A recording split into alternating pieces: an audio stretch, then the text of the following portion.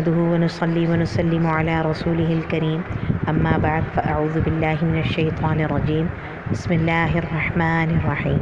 السلام علیکم ورحمۃ اللہ وبرکاتہ۔ الحمدللہ ہماری پچھلی کلاس میں ہم نے خواتین کے لیے بناؤ سنگار کے جو شرعی احکام ہیں ان پر بات کی تھی۔ آج انشاءاللہ ہم نماز کے حوالے سے بات کریں گے۔ ہم نے نماز کے اندر الحمدللہ ثنا سے لے کر دعا تک اپنی تجوید ٹھیک کی تھی اور نماز کے ارکان دیکھے تھے، نماز کی شرائط دیکھی تھی۔ آج انشاءاللہ ہم سجدہ تلاوت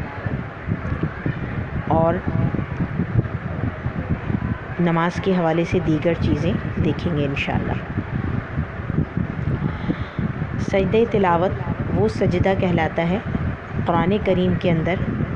14 مقامات پر ایسی آیات آئی ہیں جن کے اندر جب ہم ان آیات کو پڑھتے ہیں تو ہم پر سجدہ کرنا واجب ہو جاتا ہے۔ واجب کے حوالے سے ایک بات بتا دوں کہ ایک چیز ہے فرض کا انکار کرنے والا جو ہے وہ کفر کے دائرے میں داخل ہو جاتا ہے، جیسے کہ ہماری 5 چیزیں جو ہمارے ارکان ہیں، کلمہ توحید، نماز، روزہ، زکوٰۃ، حج۔ ان 5 چیزوں کا اگر کوئی مذاق میں بھی انکار کرتا ہے، جیسا کہ آج کل ہم میڈیا کے فاسٹ ہونے سے بہت زیادہ ہماری زبانیں بھی فاسٹ ہو گئی ہیں اور ہم کہتے ہیں کہ روزہ وہ رکھے جس کے پاس کھانے پینے کے لیے کچھ نہ ہو، اور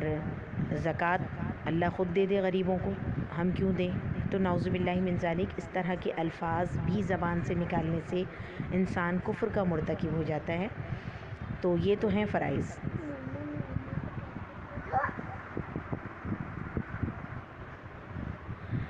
فرض کے بعد جو درجہ ہے وہ واجب کا ہے۔ واجب کا انکار کرنے والا گنہگار ہوگا لیکن کافر نہیں ہوگا، لیکن اس کا انکار کرنے والا اور اس کو چھوڑنے والا گنہگار ہوگا، اور اس کی ادائیگی لازم اور ضروری ہے۔ جس طرح عشاء کی نماز کے اندر 3 وتر جو ہیں وہ واجب اللیل ہیں، رات کی پڑھے جانے والے 3 وتر وہ واجب ہیں۔ اسی لیے جب ہم نمازیں اپنی قضا ادا کرتے ہیں تو قضا نماز کے اندر سنتوں کی اور نفل کی تو قضا نہیں ہے، لیکن واجب یعنی وتر کی قضا ہے۔ تو اب بات آ رہی تھی کہ سجدہ تلاوت واجب ہے۔ اب اس کا طریقہ کار یہ ہے کہ جب ہم تلاوت کر رہے ہیں اسی وقت اگر ہمارے پاس مکروہ وقت نہیں ہے، جیسا کہ فجر سے لے کے اشراق تک کا وقت، زوال کا وقت، اور زوال کے وقت کے حوالے سے یاد رکھیے گا کہ زوال کا وقت صرف دن میں ہوتا ہے، رات کو 12 بجے مکروہ ہے لیکن زوال کا وقت نہیں ہے۔ زوال کا مطلب ہے سورج کا پورا اپنی آب و تاب کے ساتھ آسمان پر چمکنا، وہ زوال کا وقت ہے، بالکل جب سورج عین اپنی آب و تاب پہ آ جاتا ہے۔ تو ان اوقات میں، اور پھر عصر تا مغرب، ان اوقات میں سجدہ تلاوت کرنا منع ہے، یہ مکروہ اوقات ہیں۔ اس کے علاوہ جو اوقات ہیں اگر آپ کو اسی وقت سہولت ہے تو آپ وہیں سجدہ کر لیں، یا پھر آپ اکٹھے جب قرآن پاک آپ کا مکمل ہو جائے تو اکٹھے 14 سجدے ادا کر لیں۔ اب یہاں پر یہ وضاحت کرنا ضروری ہے کہ ہمارے ہاں خواتین جب قرآن خوانی کے اندر شامل ہوتی ہیں تو انشاءاللہ قرآن خوانی کے حوالے سے بھی ہم الگ سے ایک کلاس رکھیں گے جس پہ ہم بات چیت کریں گے، کیونکہ کچھ لوگ قرآن خوانی کے لیے جو ہے وہ منع کرتے ہیں، کچھ لوگ بہت زیادہ قرآن خوانی پر توجہ دیتے ہیں، لہٰذا یہ ایک الگ موضوع ہے، اس پہ ہم الگ سے بات کریں گے انشاءاللہ۔ تو قرآن خوانی کے وقت ہمارے یہاں خواتین یہ کرتی ہیں کہ جب سجدہ تلاوت آتا ہے تو وہیں پہ بیٹھے بیٹھے سجدہ کر لیتی ہیں، چاہے قبلہ رخ ہو یا نہ ہو، وضو ہو نہ ہو، وضو تو خیر ظاہر ہوگا جب سپارہ پڑھ رہے ہیں، یا پھر بعض خواتین کیا کرتی ہیں کہ وہ سجدہ کر لیتی ہیں اور سامنے سب بیٹھے ہوئے ہیں اور ان کے سامنے ہی وہ سجدہ کر لیتی ہیں، یا پھر میں نے بعض خواتین کو ایسے دیکھا ہے کہ وہ بس اشارے سے ایسے ہلکا سا جھکتی ہیں اور ان کی دانست میں وہ سجدہ ہو جاتا ہے، یا پھر بعض خواتین صرف سپارے پہ سر جھکا کے اس کو کہتی ہیں کہ یہ سجدہ ہو گیا۔ تو ان سارے طریقوں سے سجدہ ادا نہیں ہوگا، بلکہ جو نماز کی شرائط ہیں وہی سجدے کی شرائط ہیں، یعنی کہ پاک و صاف ہونا، جگہ کا پاک ہونا، قبلہ رخ ہونا اور مکروہ وقت کا نہ ہونا، اور آپ کا دوپٹہ صحیح سے بندھا ہوا ہونا، آپ کا وضو ہونا، آپ کے سطر کا چھپا ہوا ہونا، بالکل وہی شرائط جو نماز کے لیے ہیں وہی سجدہ تلاوت کے لیے ہیں۔ بس اتنا فرق ہے کہ سجدہ تلاوت کی کوئی نیت نہیں ہے، سجدہ تلاوت کے لیے آپ نے کچھ اور نہیں کرنا، بس اللہ اکبر کہہ کے آپ سجدے میں جائیں گے، 3 دفعہ 5 دفعہ 7 دفعہ یا 11 دفعہ اپنی سجدے کی تسبیح پڑھیں گے اور بس اٹھ جائیں گے، کوئی سلام نہیں پھیرنا، کوئی نیت نہیں ہے۔ آپ نے اللہ اکبر پڑھا، سجدے میں گئے اور ایک سجدہ کیا اور بس ختم ہو گیا، یہ سجدہ ہے۔ اب آپ یا تو 14 ایک ساتھ کر لیں یا پھر الگ الگ کر لیں۔ اچھا، جن کے گھر میں قرآن خوانی ہوتی ہے یا جو قرآن پاک پڑھوا رہا ہوتا ہے، ہم سمجھتے ہیں کہ اس پہ واجب ہے، اس پہ واجب نہیں ہے، بلکہ جو پڑھ رہا ہے اسی پہ واجب ہے۔ اچھا، اگر آپ حافظ قرآن ہیں اور کوئی اور تلاوت کر رہا ہے لیکن آپ نے سن لیا اور آپ کو پتہ چل گیا کہ یہ سجدہ تلاوت ہے، یا جیسے سورہ علق اقرأ بسم ربک الذی خلق کی صورت اکثر لوگوں کو یاد ہے، اگر انہوں نے سن لیا کہ اس میں سجدہ ہے تو ان پہ بھی سجدہ واجب ہو گیا۔ اگر انہوں نے سنا لیکن ان کو معلوم نہیں تھا کہ اس کے اندر سجدہ تلاوت ہے تو ان پر سجدہ واجب نہیں ہوا۔ پھر ایک اور چیز یہ کہ اگر جس کے گھر میں قرآن خوانی ہوئی ہے وہ بھی ادا کر لیتا ہے تو یہ اس کی اچھائی ہے، لیکن کرنا ان کو چاہیے جن کے پاس سجدہ تلاوت آیا ہے۔ اچھا، اگر آپ نے کہیں تراویح کے اندر قرآن کریم سنا اور آپ کو پتہ نہیں چل سکا، بعد میں پتہ چلا کہ سجدہ تلاوت تھا، تو آپ کو سجدہ تلاوت اپنا ادا کرنا پڑے گا بعد میں۔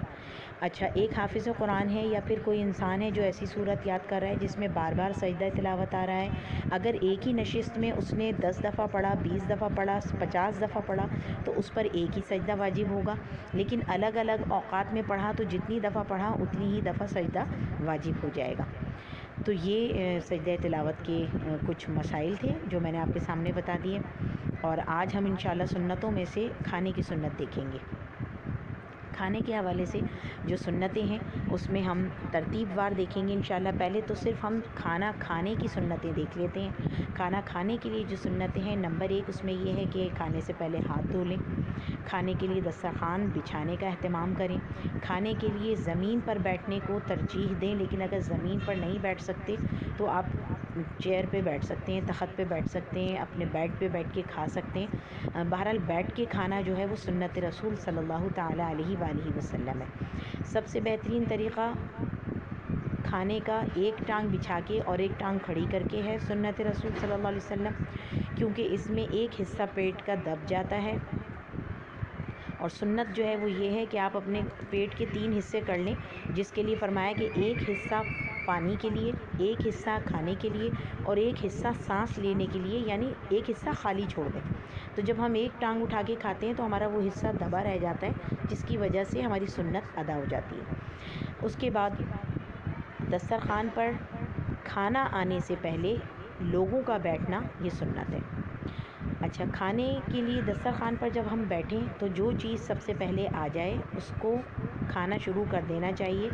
اس میں سمجھانا یہ چاہ رہے ہیں کہ آپ کھانے کے ساتھ بے رغبتی نہیں کریں، یعنی آپ بیٹھے ہوئے ہیں، سلاد رکھا ہوا ہے، میٹھا آ گیا ہے، روٹی آ گئی ہے، یہ چاول آ گئے ہیں اور آپ بیٹھے ہوئے بے نیاز بن کے، تو کھانے سے بے نیازی نہیں دکھائیں، بلکہ جو چیز بھی پہلے آ گئی ہے اس کی عزت کرتے ہوئے، اس کا اکرام کرتے ہوئے اس کو نکال کر تھوڑا تھوڑا کھانا شروع کر دیں۔ اچھا، کھانا نکالنے کے لیے اپنے سے بڑوں کو ترجیح دیں، پہلے بڑوں کو شروع کروائیں۔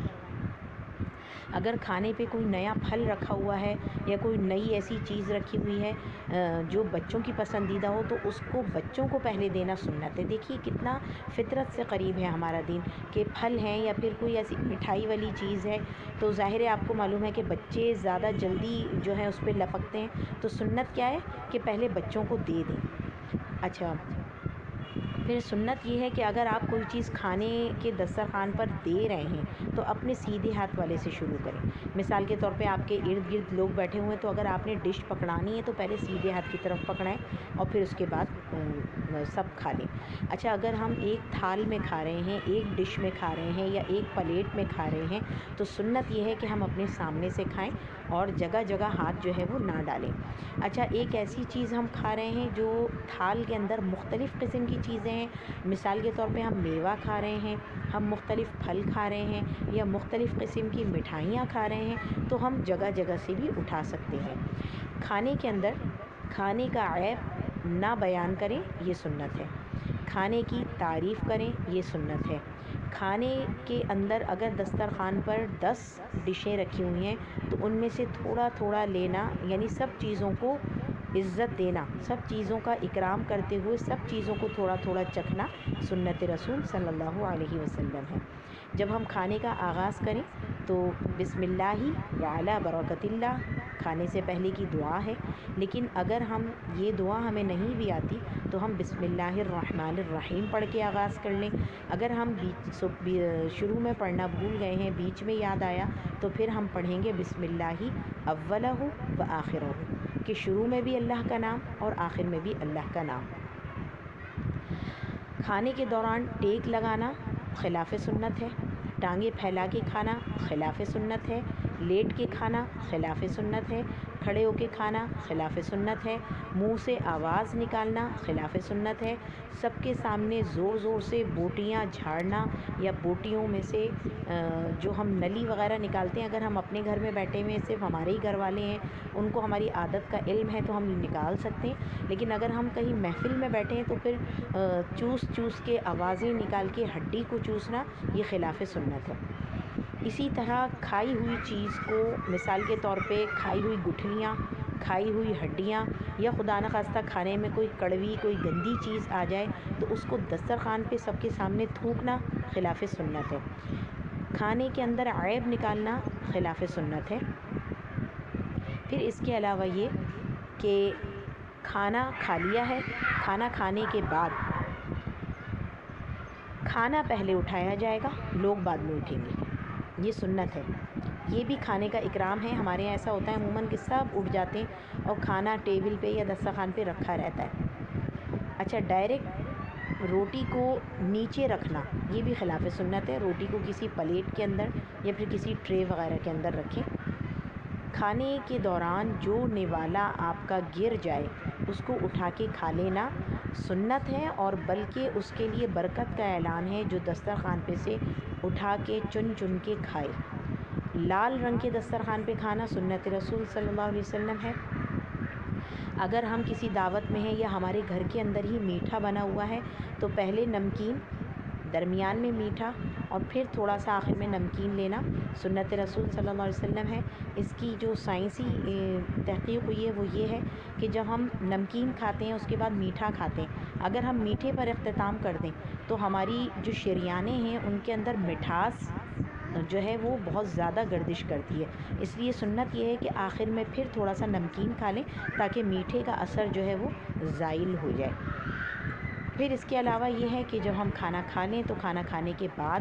دسترخوان کو اٹھا کے جھاڑ لیں اور اس کے بعد ہاتھ دھو لیں، اور ہاتھ دھونے کے بعد کلی کر لیں۔ ہم نے کھانے سے پہلے جو ہاتھ دھوئے تھے ان کو صاف کرنا نہیں چاہیے، کیونکہ اگر ہم نے کسی بھی کپڑے وغیرہ سے صاف کیا تو دوبارہ اس کے جرمز، اس کا رواں وغیرہ ہمارے ہاتھوں میں لگ سکتا ہے، لہٰذا کھانے سے پہلے جب ہم ہاتھ دھوئیں گے تو اس کو کسی کپڑے سے صاف نہیں کریں گے، لیکن کھانے کے بعد جب ہم ہاتھ دھوئیں گے تو کلی کرنا بھی سنت ہے اور اس کے بعد ہاتھ پوچھنا بھی سنت ہے۔ اگر آپ نے کوئی ایسی چیز کھائی ہے جس کے اندر آپ نے ایسی چیز کھائی ہے جس سے آپ کا ہاتھ استعمال ہوا ہے، مثال کے طور پہ آپ نے ہاتھ سے چاول کھائے ہیں یا پھر ہاتھ سے روٹی مینڈ کے کھائی ہے یا پھر ہاتھ سے کوئی اور چیز کھائی ہے تو اپنی انگلیاں چاٹنا یہ سنت رسول صلی اللہ علیہ وسلم ہے۔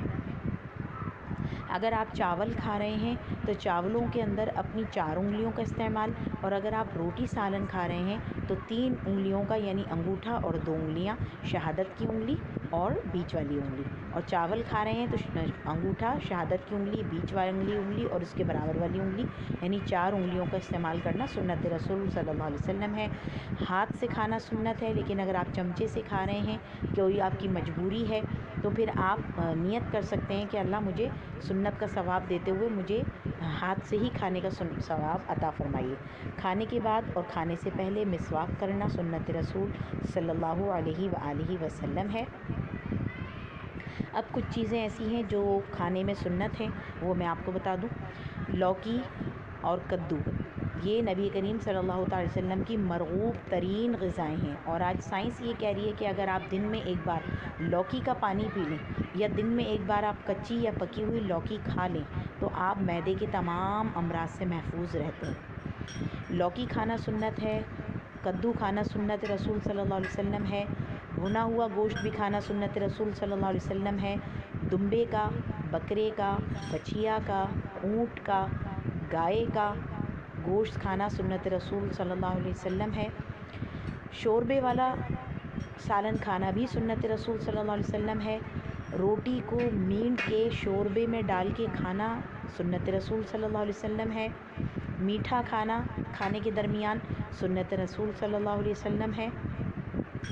زیتون کا تیل جو کھانے والا ہوتا ہے اس کو کھانا سنت رسول صلی اللہ علیہ وسلم ہے، کھانے کے دوران سرکے کو استعمال کرنا سنت رسول صلی اللہ علیہ وسلم ہے، کھانے کے اندر کلونجی کا استعمال کرنا سنت رسول صلی اللہ علیہ وسلم ہے، کھانے کے اندر کچی پیاز اور لہسن کھانے کے بعد منہ کو صاف کرنا لازمی اور ضروری ہے۔ اس کو نماز سے پہلے کھانا پسند نہیں کیا گیا کیونکہ اس کی بدبو جو ہے وہ منہ سے نہیں جاتی ہے، لہٰذا اگر آپ نے کھا لیا اور کھانے کے بعد آپ کو نماز پڑھنی ہے تو منہ کو بہت اچھی طرح صاف کر لیں۔ شہد کھانا سنت رسول صلی اللہ علیہ وسلم ہے، دودھ کا استعمال سنت رسول صلی اللہ علیہ وسلم ہے، کھجور کا استعمال سنت رسول صلی اللہ علیہ وسلم ہے، جتنے بھی پھل ہیں وہ سب کے سب نبی کریم صلی اللہ تعالی وسلم جو ہیں آپ نے تناول فرمائے ہیں۔ پھر اسی طرح حضور نبی کریم صلی اللہ تعالی علیہ وآلہ وسلم کو نشاستے والی غذائیں بہت زیادہ پسند تھیں، یعنی نرم غذائیں، اور ایسی غذائیں جو آسانی سے ہضم ہونے والی ہوں وہ آپ نبی کریم صلی اللہ تعالی وسلم کو بہت زیادہ پسند ہیں۔ جو کی روٹی کھانا سنت رسول صلی اللہ علیہ وسلم ہے، بغیر چھنے ہوئے آٹے کی روٹی کھانا سنت رسول صلی اللہ علیہ وآلہ وسلم ہے، گندم کا استعمال بھی سنت رسول صلی اللہ علیہ وسلم ہے، اور لوکی کا جو میٹھا بنایا جاتا ہے وہ بھی سنت رسول صلی اللہ علیہ وآلہ وسلم ہے۔ امید ہے اور اللہ سے دعا ہے کہ میں بہتر طریقے سے آپ کو بتا سکی ہوں، اور جو اس میں کمی بیشی رہ گئی ہے اللہ تعالیٰ اس کو معاف فرما دے اور ہمیں کھانے کے لیے سنتوں کا اہتمام کرنے والا بنائے اللہ تعالیٰ۔ اور نبی کریم صلی اللہ تعالیٰ علیہ وآلہ وسلم کی ایک بہت پسندیدہ سنت یہ ہے کہ جب ہم کھانا کھائیں تو ہماری کوشش یہ ہو کہ اللہ تعالیٰ ہمارے دسترخوان پر کسی مہمان کو بھیج دے، کیونکہ مہمان نبی کریم صلی اللہ تعالی وسلم کو بہت زیادہ پسند تھے، اور جب مہمان آتا ہے تو اپنے ساتھ رزق لاتا ہے، نصیب لے کے آتا ہے، اور میزبانوں کے لیے کشادگی کا باعث بنتا ہے، اور جب گھر سے جاتا ہے تو گھر کی آفات، بلیات اور جتنی بھی گھر کے جو شر کی چیزیں ہیں وہ اپنے ساتھ باہر نکل جاتی ہیں اس کے ساتھ۔ جب مہمان نکلتا ہے تو جتنی بھی خراب چیزیں ہیں وہ سب کی سب باہر چلی جاتی ہیں، مہمان کے ساتھ نہیں بلکہ مہمان کے آنے کی وجہ سے جب مہمان جاتا ہے تو گھر سے صفائی ہو جاتی ہے، اور اللہ کو اس کا آنا اتنا پسند ہے کہ نبی کریم صلی اللہ تعالیٰ علیہ وآلہ وسلم نے فرمایا کہ جب اللہ تم سے خوش ہوتا ہے تو تمہارے گھر مہمان بھیجتا ہے۔ تو یہ ہماری بہت خوش نصیبی ہے کہ ہمارے گھر کے دسترخوان پر اگر کوئی مہمان کھائے، اور اگر کوئی مہمان نہ بھی ملے تو پھر ایسا اہتمام کر لیں کہ ایک پیالی سالن یا ایک پلیٹ سالن اپنے کسی پڑوسی کو یا کسی بھی شخص کو، چاہے وہ ہماری ماسی ہی کیوں نہ ہو، اس کو دے دیں تاکہ اللہ ہمارے گھر سے لنگر جاری کر دے۔ آمین اللہم آمین۔ اللہ تعالی ہم سب کا حامی و ناصر ہو۔ جب ہمارے کھانے کا اختتام ہوگا تو جو میرے بڑوں کے اندر ایک عادت ہے وہ میں آپ کو بتا دوں کہ اگر ہم کسی کے گھر کھانا کھا رہے ہیں تو ان کو دعا لازمی دیں، اور جب ہم کھانا کھا چکیں تو ہم یہ دعا پڑھیں: الحمدللہ الذی اطعمنا وسقانا وجعلنا من المسلمین، آمین، جزاکم اللہ خیر فی الدارین خیرا۔